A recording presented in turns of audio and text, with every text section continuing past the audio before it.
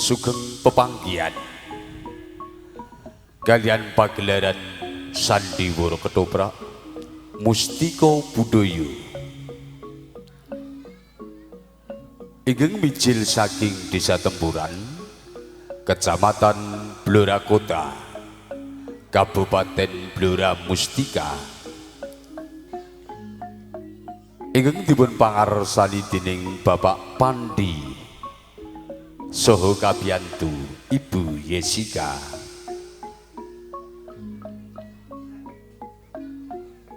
Perwakaning pagelaran arupi tari budaya Srimpi ingkang sampun dipun ayati seniman seniwati saking keluarga ageng Sandiwara Ketoprak Mustika Budaya.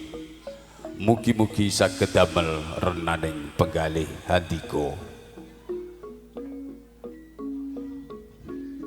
Sayaning para lenggah sutrisna budaya Jawi wonten ing siang menika keluarga ageng Sandiwara Ketoprak Mustika Budaya badhe medhik setunggaling cariyos minangkani pamundhutipun Bapak ingkang Hamengku Gati. Siang menika mundhut lampahan geger Kadipaten Trenggalek kanthi ira-iraan suminten edan.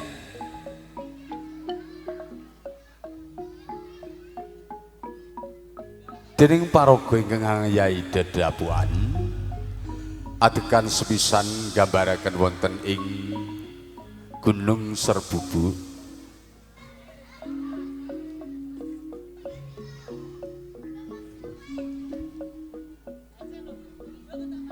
Para begal ingkang dipun pangarsani dening Bapak Sukarsan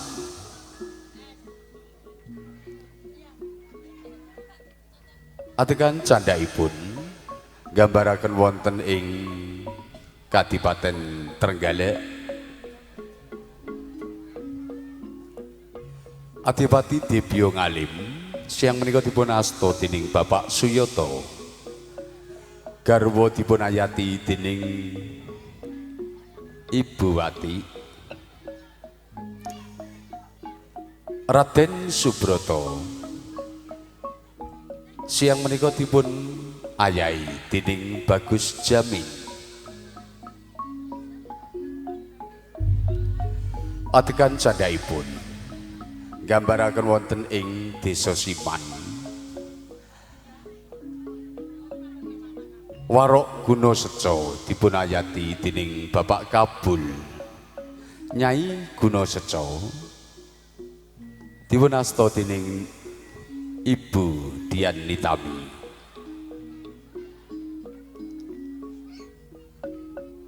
Suminten pinangka delenging cariyos wonten ing siang menika dipun ayati dening Niken Ayu Yesika.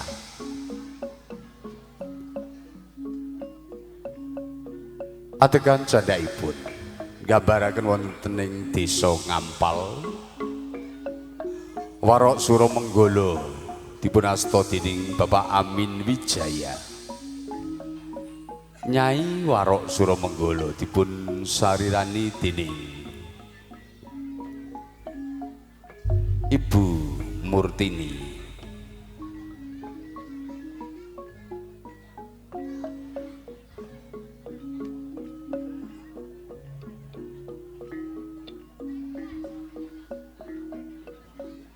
Adegan candhaipun gambaraken wonten ing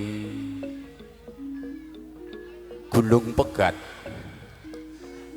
Surabangsat. Siang menika dipun asta dening Bapak Bandung. Nyai Surabangsat dipun ayati dening Ibu Yayu.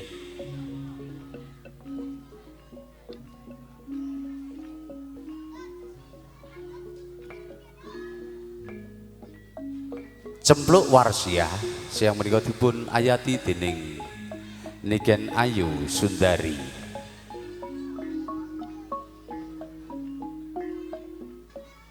Raden Subroto Tiron siang menika dipun sarirani dening Bagus Haryanto. Jim Gento dipun ayati dening sederek badi. Sayaning para lenggah kakung miwah putri mekaten rancaking dedapukan wonten ing siang menika. Monggo sami dipun pirsani kados pundi babaripun cariyos ontran-ontran Kadipaten Trenggalek kanthi ira-iraan suminten edan sugeng hampir sani nuwun.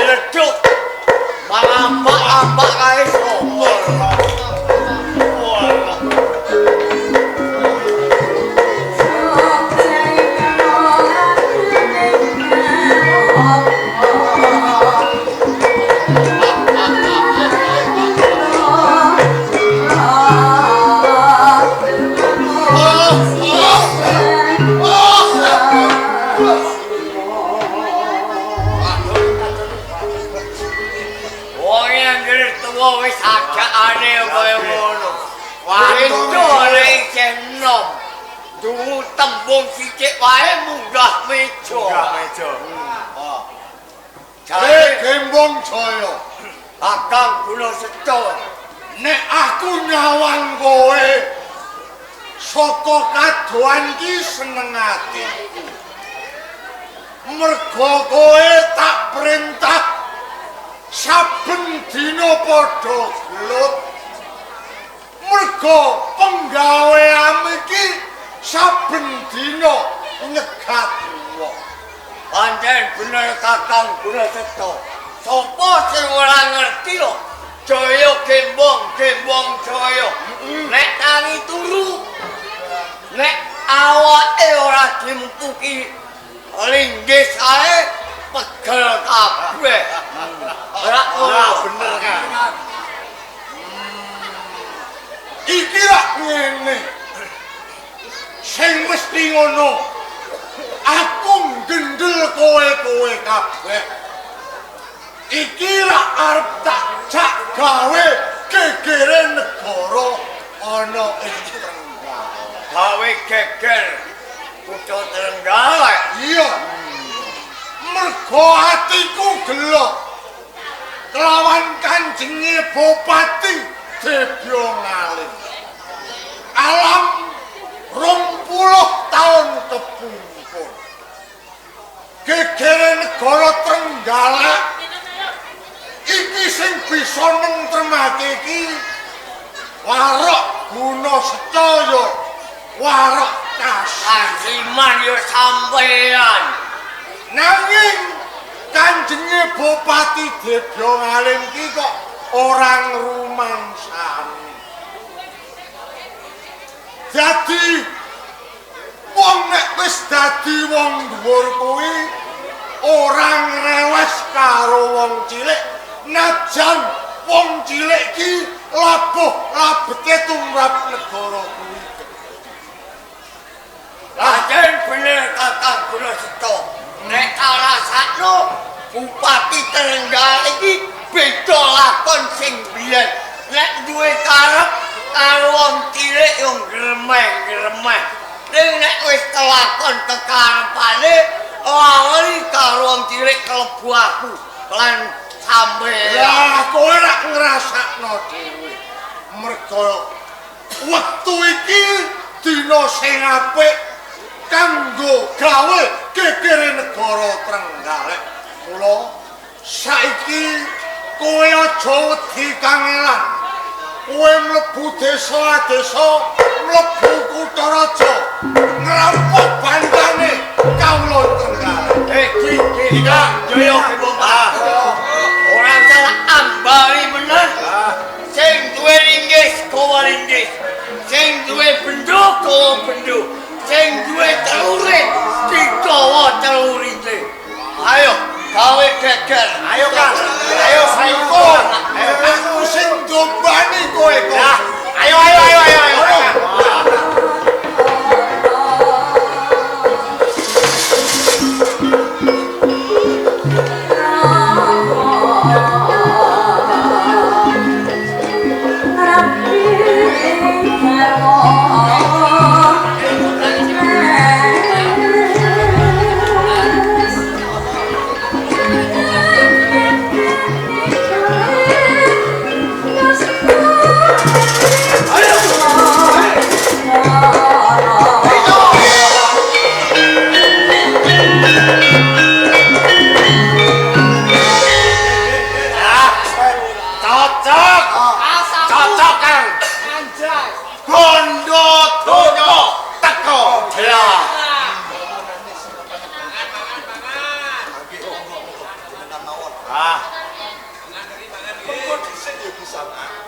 Ayo, ora teges aku nilogram.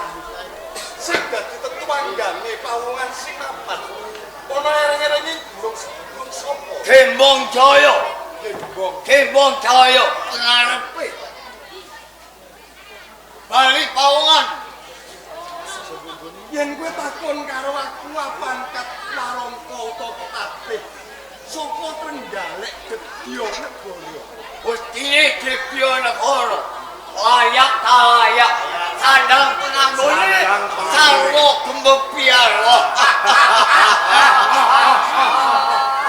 Sajak sing rasamu. Wis umrah nek jengen. Jaya kembang jaya ngerti bondo sing gumebyar iku sapa sing ora seneng. Saiki aku ndak takon.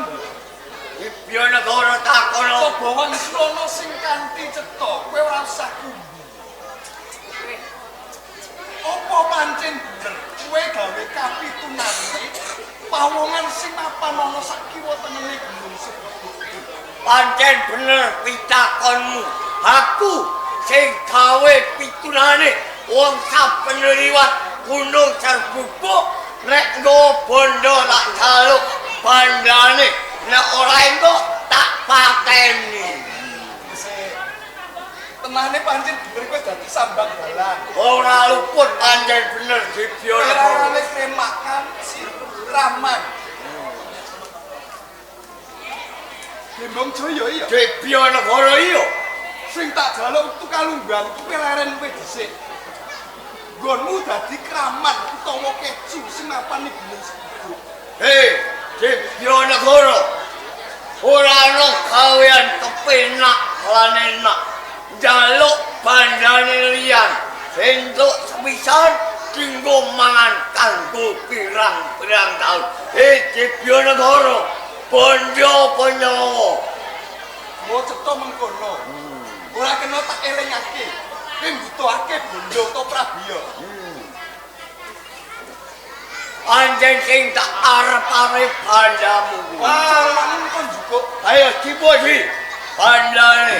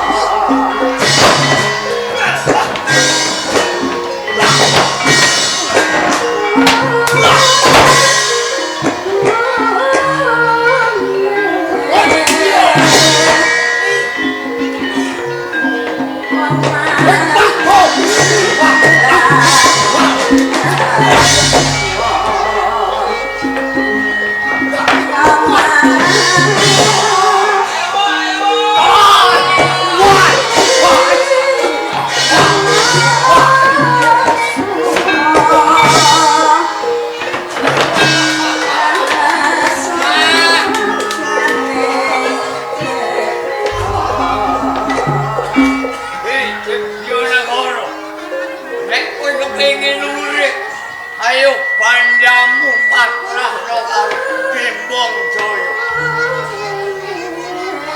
Oi, oh. Oh, oi, oh. Oi, oh, oi, oi, oh, oi.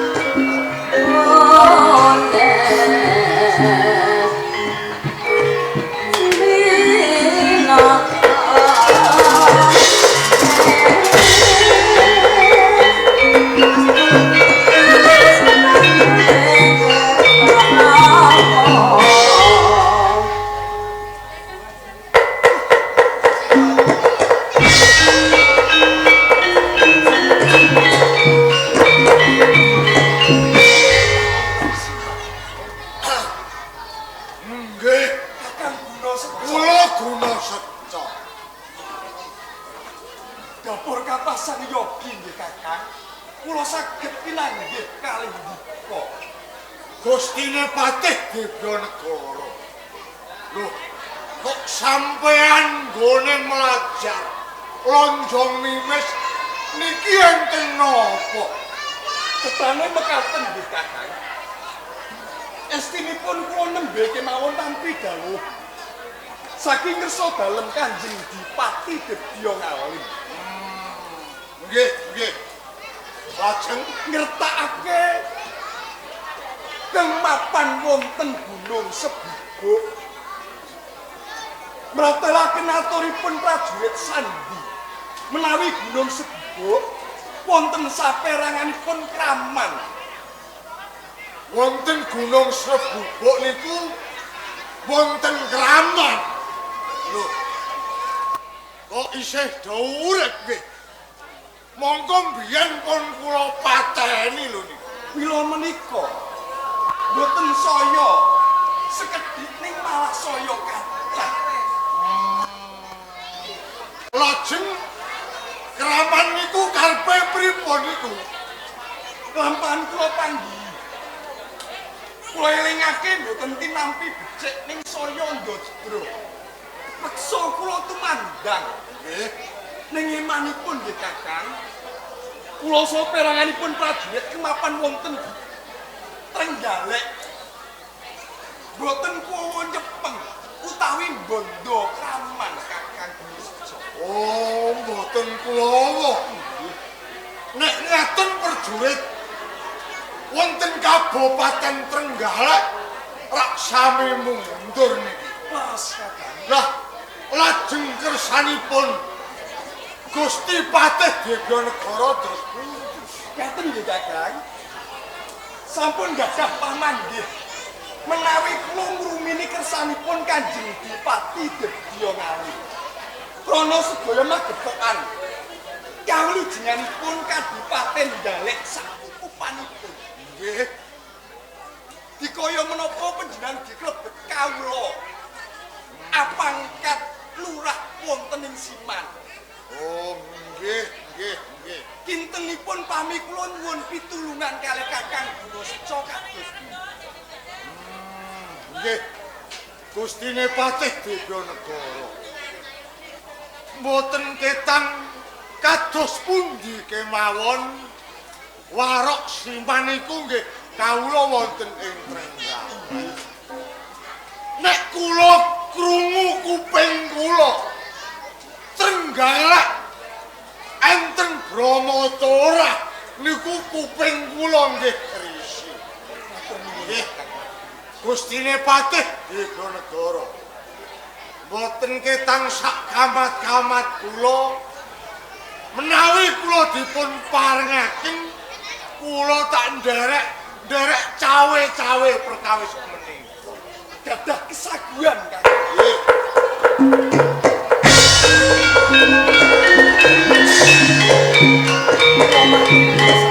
Menawi panjenengan sampun kagungan kesaguhan nyepeng kraman simapan wonten Gunung Sedago prayogi enggal jumangka kula tak matur wonten wirsa dalem Kanjeng Bupati. Oh, kados ngaten nggih. Gusti Patih.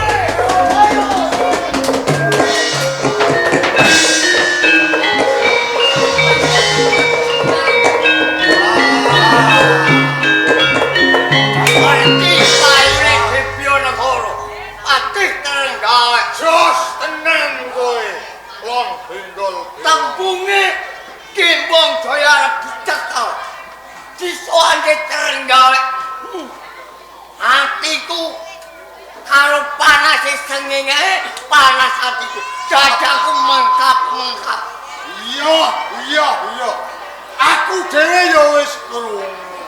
Lah kupiye ra keprungu nek Kembang Jaya iki. Jaduke wong ing Gunung Carebubuk mripate ora melek kuwi. Wis. Sabar. Sabar iki lho. Wong wis cekel. Ngono le Gembong Jaya. Aku ki wis ngerti. Kondangan ning negara Kabupaten Trenggalek. Wis kalebu surat kabar. Iya. Isa uga aku dilebokne rezeki cakane. Ayo, Iya bener. sing munggah nomor. Aku percaya wong anggere jaduk ki ya gampang diunggahke ning setita. Oh, ya kene ora. Cilik lak wonge. Kedung kae kena dijajaki. Nek atine menungso sapa iso ngerti. Aku percaya nek benggol belong ki jaduke wong sak gunung Serebu. Lakon Trenggalek tak gawe geger. Omah tak bongi sing duwe bojone tak jaluk ora engko sing lanang tak pecicili. Iya bener kandang. Ning yo ngono Dik. Iki aku lagi ketemu kelawan Gustine Patih Diponegoro. Madul karo sampeyan. Kondo. Nek Gunung Serebubuk ki akeh dampak begal sing gawe ora tentreme Trenggalek. Malah aku diperintah supaya nyekel karo dampak begal mau. Lho. Sampeyan iki kula sing perintah gawe geger. Kabupaten Trenggalek wis kelakon tak gawe geger kok malah arep mbok cekel iki piye ta? Nah, iki Kang kira-kira lho Kang ya. Ana wong tuwa sing arep diceprot wocote perkara tempunge. Iya, Bro. Oh iya nek Ya. nek jaran kae Ya. sing dibukuli Lise. sih. Nek wong tembunge lah. Kira-kira menawa iya, Kang. pinter kowe. Ya. Mulai kondi. Wah, kok kowe ngono kok diajak takok. Piye? Kowe ape wani mbantah aku ya? Kowe ape wani mbantah aku? Yo. Kowe ape wani mbantah aku? Yo, Yo kowe iku lho. Yo ora. Keluargamu ki nek ora warok guna seto sing nyukupi ora dadak. Lho, kula niku ngugemi tembunge sampean. Lah nggih to. Sampean kula kongkon obrak-abrik Trenggalek. Ya ora wis kelakon lho, sampean ajeng kula ajeng jenengan cekel pripun? Lah kowe sing ngerti karepku ta urung? Gareng. Lah iya, nek urung yo takon. Ewangi yo karepe opo? Ewangi Kang Ewangi. Kowe janggo tak ewangi. Gembok ndasku iki. Karepe opo nek aku mbok cekel ngono? Oh, iya ngono sik. Anakmu kemriyet nek ra aku melu ngopeni yo ora dadak. Iya, takoni Kang. Dadi ana tembung iki dirungokno dhisik. Aku wis kadung kontak kok. Piye? Aku duwe karep ngene iki kira-kira nek kelakon yo kanggo mulyakno anak bojomu, yo kanggo mulyakno uripmu, yo kanggo mulyakno sedulurmu lanang. Oh, ngono. Lho, nek aku iso ngrampungi perkara ana ing Kabupaten Trenggalek, mesti Kanjenge Bupati Debyong Alim ki wis nganggep karo aku. Ya. Ora ana wong jaduk liyane warok guna seto. Lah, iki ngene, kowe gelem manut tak cekel, tak sowanake ning Kabupaten Trenggalek. Lah iki lho Kang tembung sing pungkasan. Lah piye? Nek aku mbok cekel mesti dilebokno pagundangan. Ya, bener. Iya, Amangka aku wong omah-omah. Nek mlebu pagundangan iki adus diterno. iya. Ora iso adus ora diterno. Mangan ora diteri ora iso mangan. Nek ngono kowe mikir karo anak bojomu ning Yo dene omah. ora. Engko bojomu ning omah tak openane aku. Enak kowe ora aku. Enak aku lara kowe piye? Lah nek lara aku sing ngambakno kok kono kepenake wis sing rumati. Sakjane dimpuki lho Kang. Ngene lho. Umpama kowe cukup ning Trenggalek, senajan kowe urip ana ing paukuman, kuwi mangan mesti enak-enakan. Mergo aku cedhak karo Kanjenge Bupati. Klebu wong jero dhewe. Wong jero dhewe. Nek ngono manut wae. Nek ngono manut, ayo tak sowanke ning Kabupaten Trenggalek. Ayo.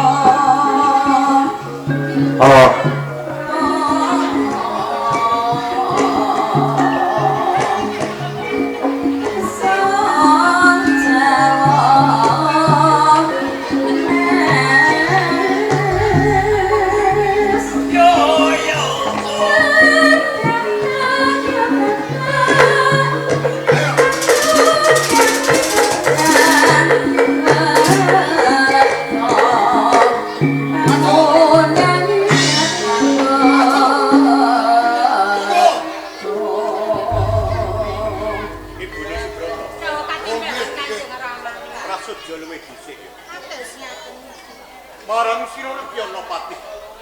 Dibyanegara nuwun dalem Kanjeng Bupati. Coba selak panjenenganku enggal kepengin mangerteni. Purwa madya wusanane rikala kang sira sautus.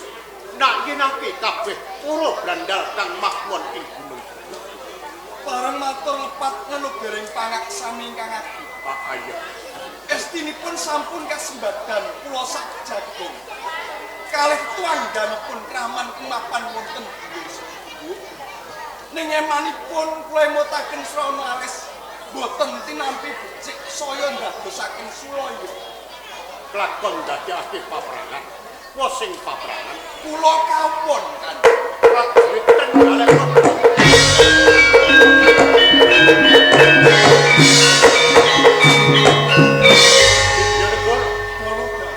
Munduring kabeh para nayaka Praja Kabupaten Trenggalek. Apa ya mung cukup ngono? Apa bakal kelakon Kabupaten Trenggalek diombang-ambing kabeh para branda? Nyuwun pangapunten Kanjeng Bupati. Boten ateges kula ngrumini kersa panjenengan dalem.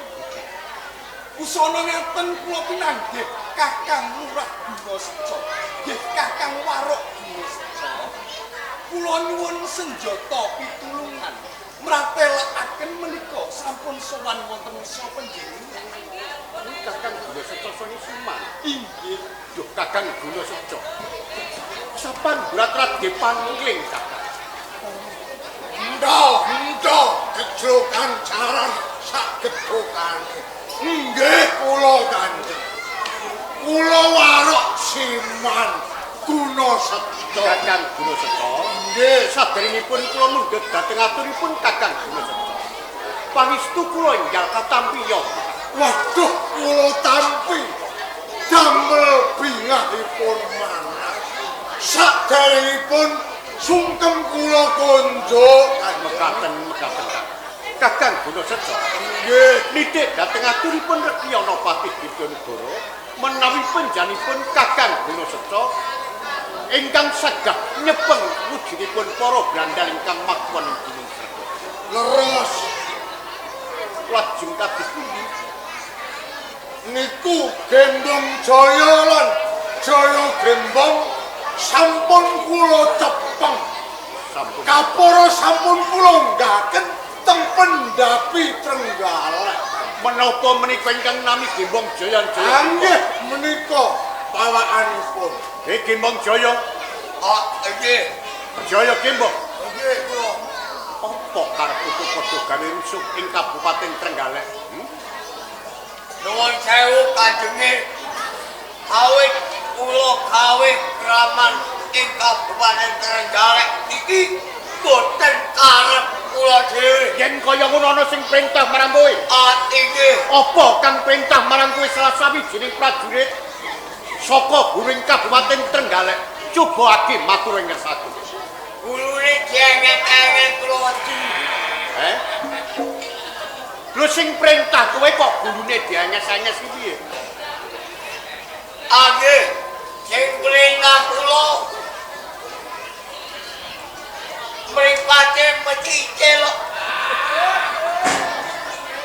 Jaya Gembong, Inggih kula. matur kuwi sing becik sing maloka. Nggih. Matur ora tenanan. Bapak siramu kok piye? Ampun. Wis daluk gawe sampeyan ndopo. Kula patenane. Sampun Kakang Gunaseja. Matur ora sing cetha. Nuwun sewu Kanjenge Bupati.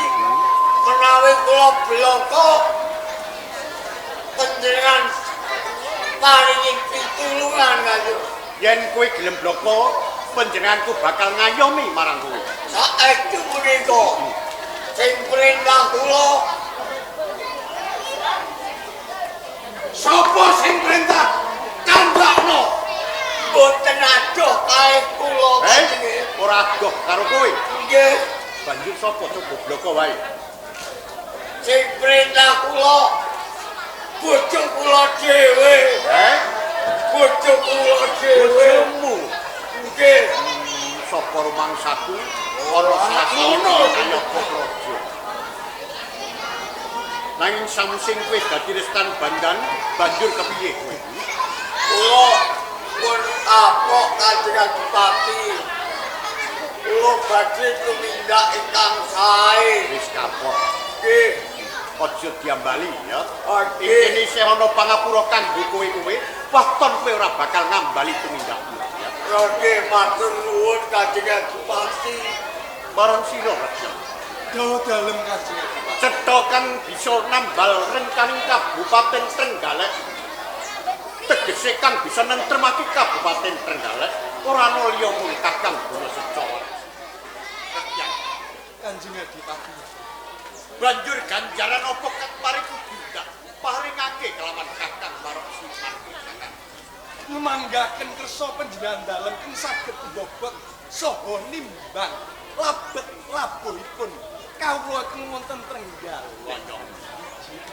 Kakang Gunaseca Kanjeng Adipati Dibyo Ngalim nggih. keparing kula mundhut dhateng aturipun Kakang Maroksiman. Kakang nggih menapa panjenenganipun Kakang Gunaseca gesang wonten ing Simat menika namung kaijenan. Boten mun gadah simat kula. Sampunan gadahi simat. Nggih, malah kaporo kula pun kagungan anak setunggal. Sampunan gadahi yoga setunggal. Nggih, Kakung menapa pawestri Kakang? wadon Kanjeng. Pawestri. Nggih, Udakara sampun yuswa pinten? niku udakara pun 20 taun. Sampun sak temanten Kakang. Nggih, Marang sira Kanjeng Adipati kula nggih wonten dalem. minangka kanggung raketake tali tumalining kekadangan. Panjenengan kulan Kakang Maroksiman yen pancen Kakang Maroksiman kuwi duweni putra wujud prayogane umpama ndak kersake ngono kepiye. Leripun kados pundi Kanjeng? Kakang Maroksiman Nggih Kanjeng. menawi saestu panjenenganipun Kakang Maroksiman anggadhahi yoga pawestri Udakara yuswa kalih dosa taun. Mugi wonten keparingipun Kakang Maroksiman yoga panjenengan badhe kula suwun. Badhe panjenengan suwun. Lho, lajeng kagem menapa Kanjeng? Menawi wonten keparingipun tawi lilahipun Kakang Gunaseca ingkang putra badhe kula pundhut putra mantu Kakang.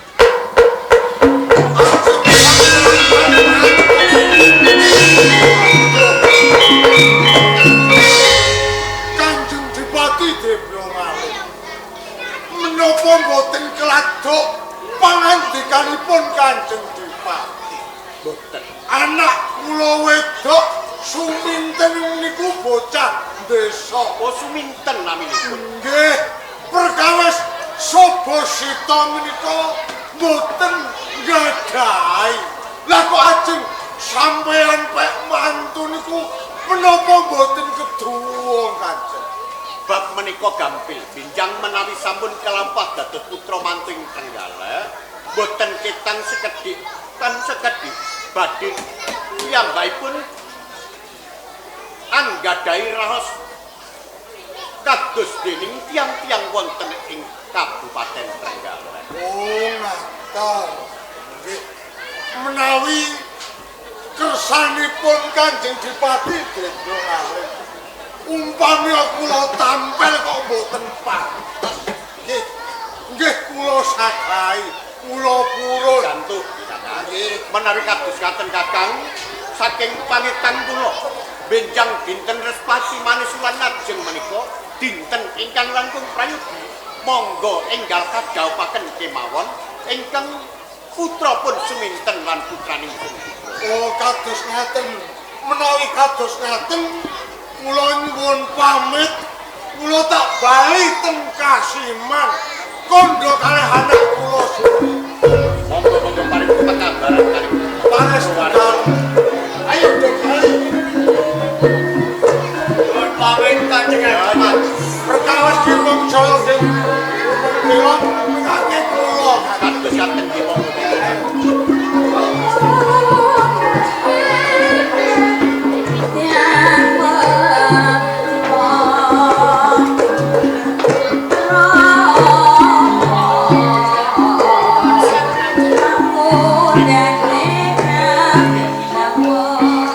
Panjenengan mriku ngajak pepingsanan kalian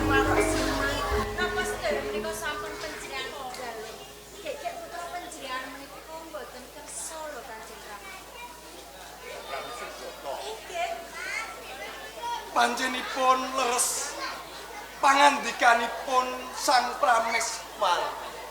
Krana menapa inggih? Ngenaniken putra Raden Subrata menika bab katresnan utawi bebrayan menika kapribadenipun Kang Putra. Boten wonten gandeng cenengipun tumrap Kadipaten Trenggalek. Nggih, menawi saguh, menawi boten lajeng kados Iya, kok sumalana panjenenganku. Mongko panjenenganku durung miji marang putra Raden Subrata. mila menika Yen to kaya ngono saiki uga panjenenganku nyuwun sowaning putraku Raden Subrata. ngaso kepripun mangsa.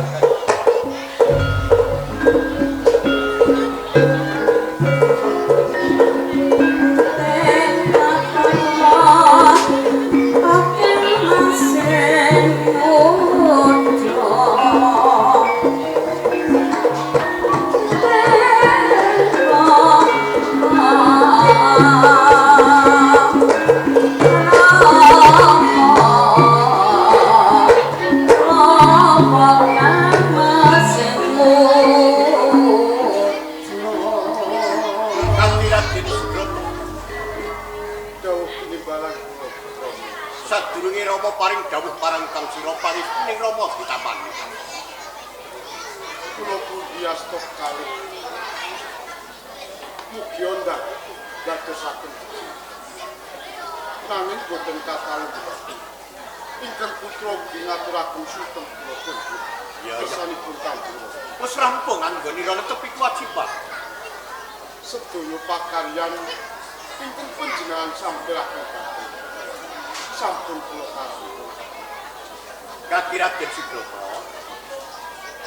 Saka dawuh pangandikaning Rama. Wiwit saiki kang pinter anggonmu sinau tata lain kasusilan, tata lain kabrahmanan, saha tata lain keprajan. Kaki cemen kanggo tepo tuladaning kabeh para nom-noman ing Kabupaten Trenggalek. Subrata kaget tinimbalan ngersani Rama lan Ibu. Pindha sinamber gelap prasipun bakat kula. Ewa dene kula netepi kewajiban. Dereng rampung kula katimbalan marak sowan.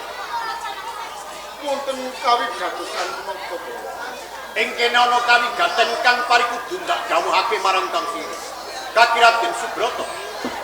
Rama wis yuswa. Sedhela maneh Rama bakal lengser saka ing keprabon Kabupaten Trenggalek.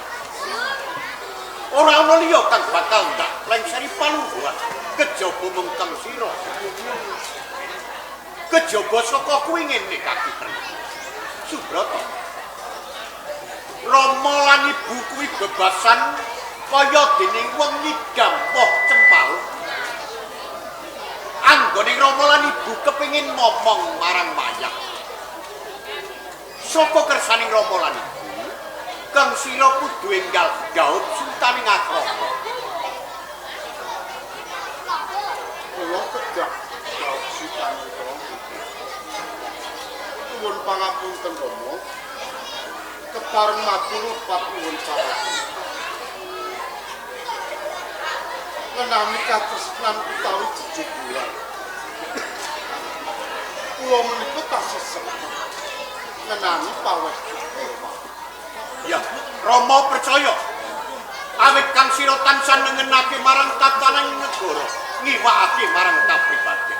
Nanging Kaki Subrata, ing kene Rama wis ndhetake calon garwamu. sampun kagungan titipan calon garwa utuh. Sinten Rama? Suminten, bocah saka Siman, anake Kakang Waraduna Seca. Suminten.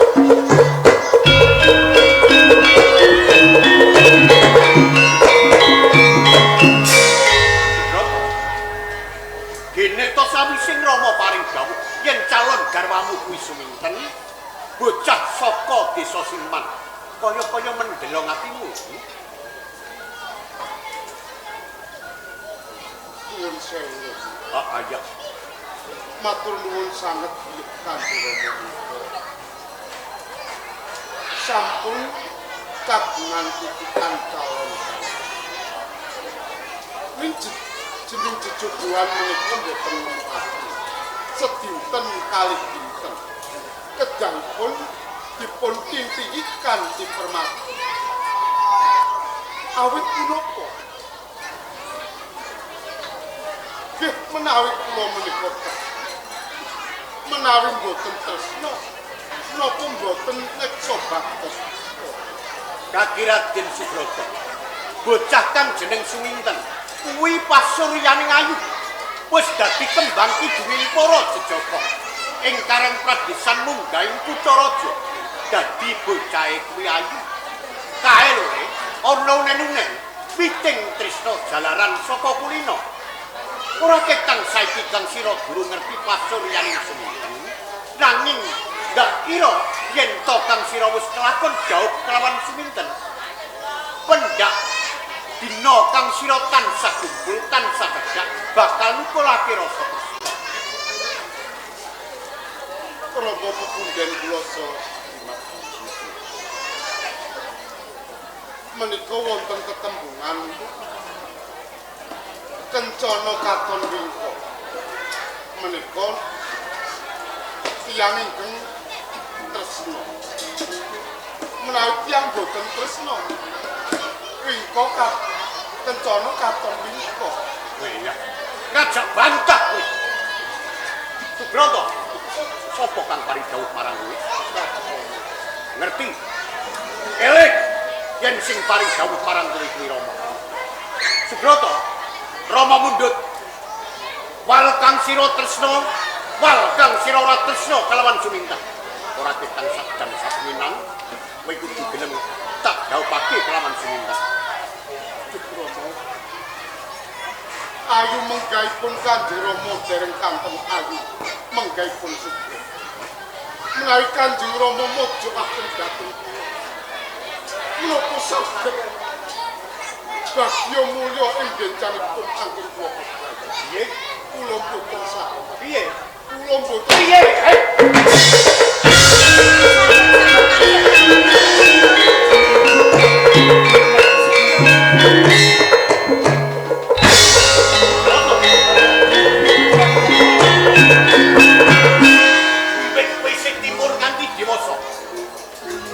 Rama durung nate semurut. Kowe wani nyaturan dawuh pangandikane Rama. Wis ku kemok. Kejaba sapa ku? Anggonku dawuhe kowe pinter. Kuwi ana sesambungane kelawan Kabupaten Trenggalek. Tentreme Kabupaten Trenggalek kang dijarah para Brandal. Ora ana liya kang bisa nentremake negara kejaba mung Kakang Gumesto Warkina gelem aja nganti Rama lan Ibu kawirangan kang sira tak dawuhake kelawan Suminten nggih Subrata coba manut kelawan Kanjeng Ramamu ya nggih aja nganti gawe Kanjeng Rama iki murid gawe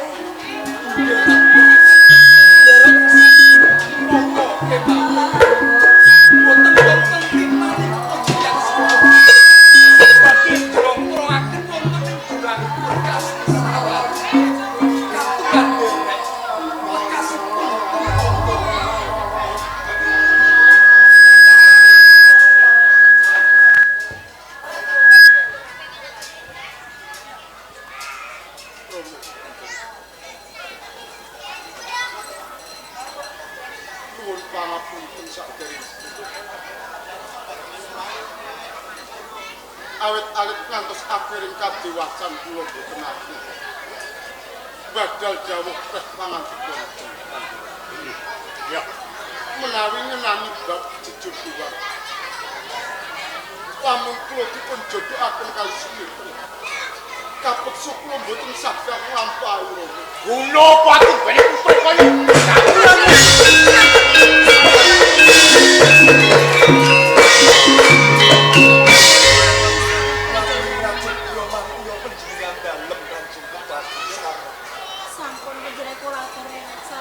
Papacahana menika putra panjenengan Subrata lho. Ya kaya ngene iki. pendak aku paring duka. Pendak panjenenganku sesorah kelawan putramu Subrata. Tansah sabila. Apa inti-intukan? Inggih pangapuntenipun sedaya menika kula ingkang lepat. Dipun Guru. Dawa dalem Kanjeng Putra. Aja nganti bab iki Kakang Waroksuman ya Kakang Guna Seca Murina ing Penali. Lajeng kersanipun Kanjeng Dipati. Pramila Sabtara ya.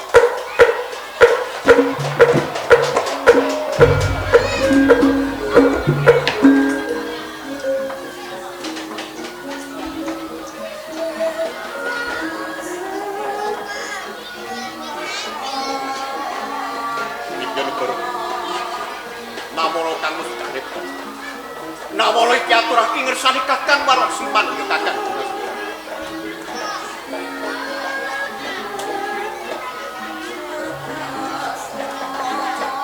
Aja nganti pisan-pisan kang sira buka isine konang Wirapa ya.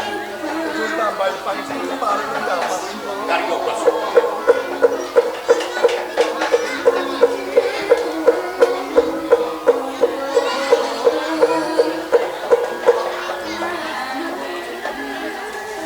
Kanjeng Rama, kok sampun panjenengan menika ampun ninggale kaliyan panjenengan. Muji marang Pangwasan Pandoro. Terus kanjeng